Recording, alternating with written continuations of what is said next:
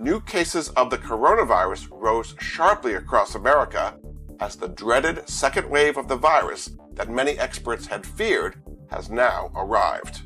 With no prospects for a stimulus bill coming out of Congress and some setbacks on the vaccine testing front, stock prices dropped.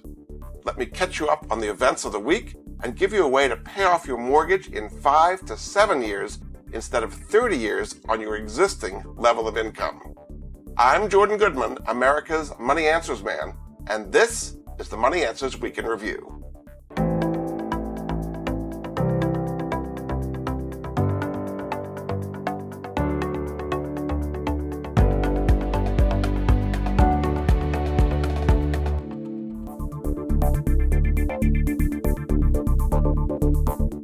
The number of new coronavirus cases has been rising to over 52,000 a day.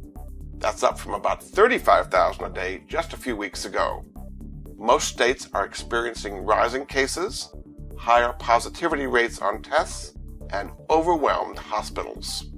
Public health experts had predicted this would happen when the weather got colder, and it's now occurring. As it gets even colder and people spend more time indoors, the virus is likely to spread even faster. There have now been over 7.9 million cases in America and over 216,000 deaths. Virus case counts and shutdowns are also sweeping across Europe.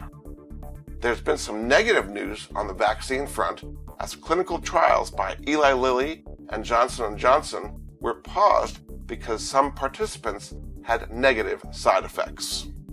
The prospects of some kind of stimulus bill, which the economy definitely needs, faded into oblivion as the Democrats and Republicans are still far apart on how much money to spend and where it is spent.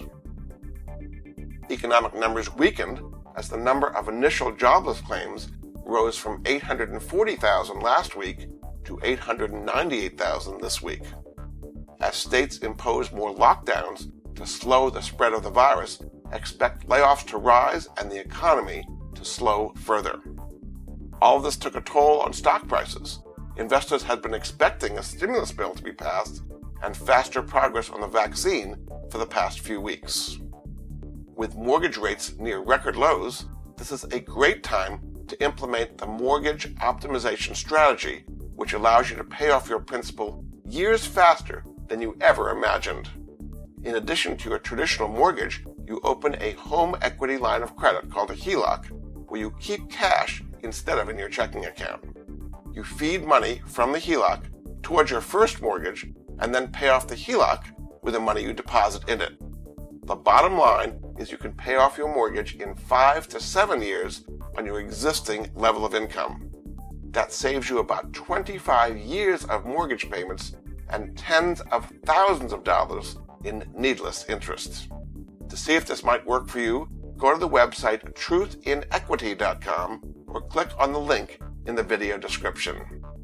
I want you to thrive in these very difficult economic times so you can improve your personal finances.